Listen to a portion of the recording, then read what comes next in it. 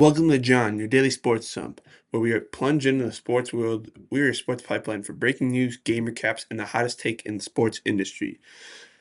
While you are taking care of your business, let us flush out the details and fill you in on what's happening. So take a seat, get comfortable, and make sure you have plenty of TP. It's time to explode the commode. I'm John, your host, and today we'll talk about my reaction to crazy NBA trades, crazy weekend in college basketball, and finally, how my point from last episode was proven that the Pro Bowl is an absolute joke. All right, guys, let's start with the biggest bombshell. Luka to the Lakers and AD to the Mavs. A lot of people are saying the Mavs got fleeced, but honestly, I think it's a much fairer trade than many people are thinking. The Lakers did not need Luka. They needed a big. Instead, they trade away their only good big, AD, and they get another ball dominant player. And a lot of people are saying, "Oh, they'll get Vucevic from the Bulls." Please, like, guys, I'm a Bulls fan. You don't want him. That's like using a one-ply piece of toilet paper. They just don't get the. It just doesn't get the job done. But Vucevic, guys, he's undersized. He's not a great defender. You know, I've been critical of him on this. He's undersized and he doesn't defend well. And what are they left with? LeBron and Luka fighting for the ball. It's like fighting for the last stall in a public restroom. You know, it's two guys. I mean, we've seen LeBron play with ball dominant players before. I'm not saying we're not going to be able to, like, LeBron's not. I'm just worried how Luka's going to be dominant. Because yes, he's played with ball dominant players. Kyrie's a ball dominant player. I get that, but he's not ball dominant, and he's not LeBron, and he's not up to LeBron's standard. And I, I was more shocked that the Mavericks did this because AD, I feel like, is a good, like, I do think this is going to be a good trade for both sides eventually. Um, I think in the future, it's going to be better for the Lakers, obviously, because Luke was 25. But I do think this is a fair trade for both sides. Now, guys, I want to talk a little bit more about KD and Kyrie. Kyrie is playing the best basketball of his career, and he's finally in a situation that he doesn't have to deal with drama, flat earth debates. And AD, on the other hand, is used to playing with stars.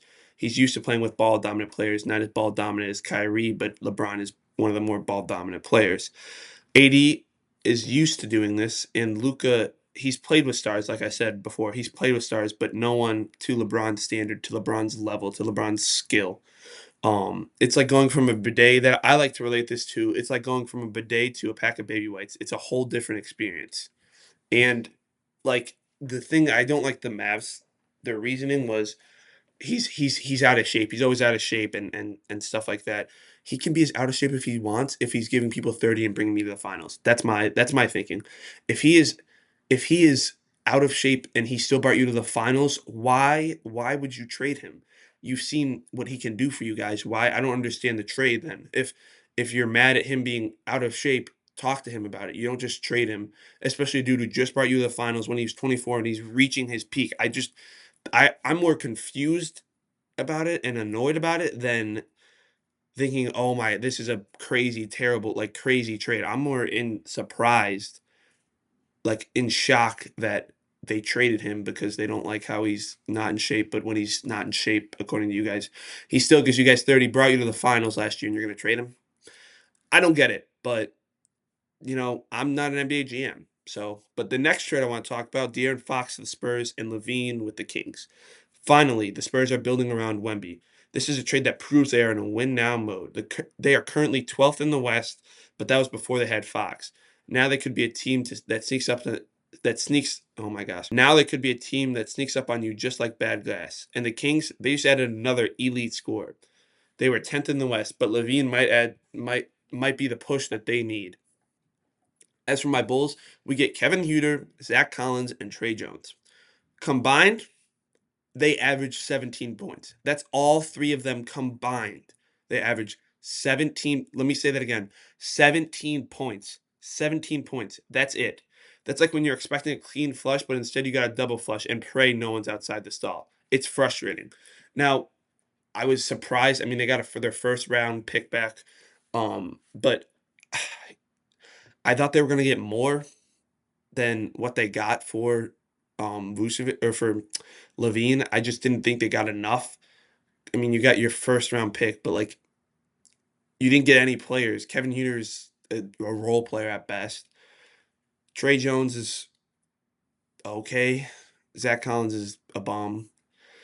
I think they got a hit with this Vucevic trade, and I want them to trade him to the Warriors. I think they could get either Wiggins, and I want them to get Pajemski, along with, I mean, obviously the Bulls would trade somebody else along with Vucevic, maybe Giddy, maybe a Lonzo, maybe some. Even though I love Lonzo Ball and I don't want them to trade him, if they were, if they get Pajemski, I think they have to trade Lonzo for it.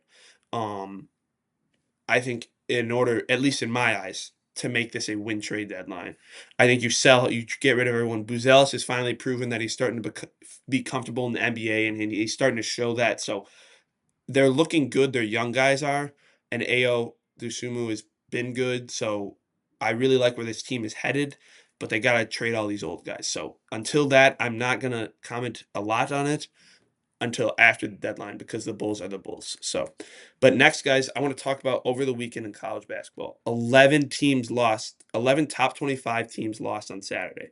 That is crazy. It was absolute madness. But in my eyes, the biggest one, Kansas State beating ISU by 20 points at ISU. This is like watching a toddler beat a bodybuilder in an arm wrestling competition. ISU is one of the best teams in the country, and they let Kansas State shoot 50% from three. That's absolutely insane. And then another wild game, Tennessee curb stomped Florida. The Vols held Florida to 24% shooting from the field and just 14% from three. That's worse than my shooting percentage in the gym after leg day. Plus, Florida turned the ball over 14 times. Just an ugly, ugly game. And then there's Arkansas, finally looking like the team we expected all season, beating Kentucky by 10 in Rupp Arena. Coach Cal's return. Coach Cal was getting booed. Coach Cal was thinking of, he was getting some garbage thrown at him. And did he get an L? No, they handled their business. They look like the team that everyone is hyped them up to be, and it's a good sight for one Arkansas, and I think college basketball. They look good, and they look like they can compete in the already crazy loaded SEC. So it's a good sight for me because I'm a college basketball fan.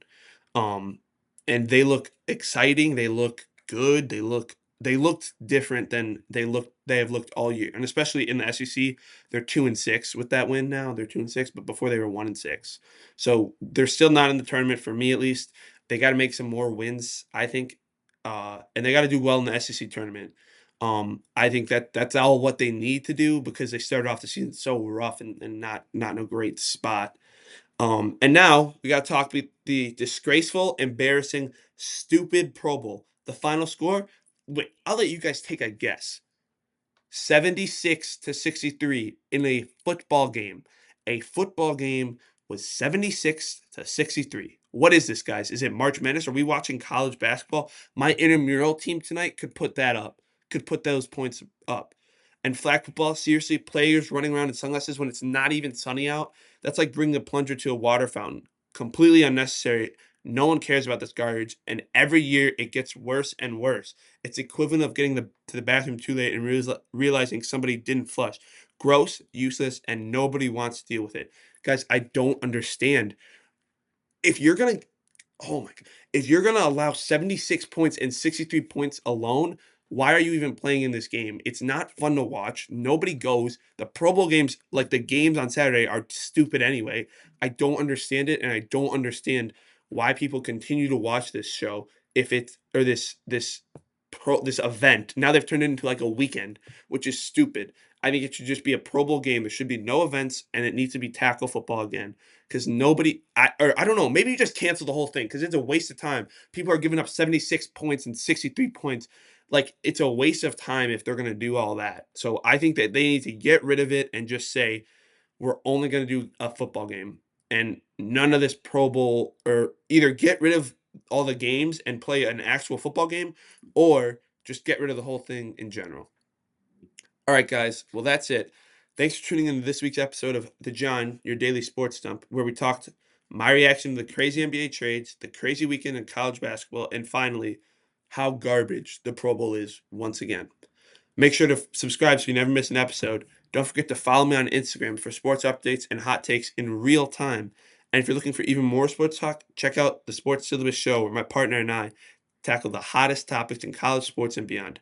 It's a two-ply discussion, strong, reliable, and always ready to clean up the messiest takes in sports.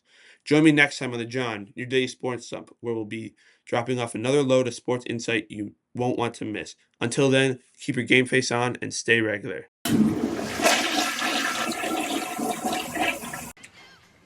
Don't nobody go in the bathroom for about 35, 45 minutes. Somebody open the window.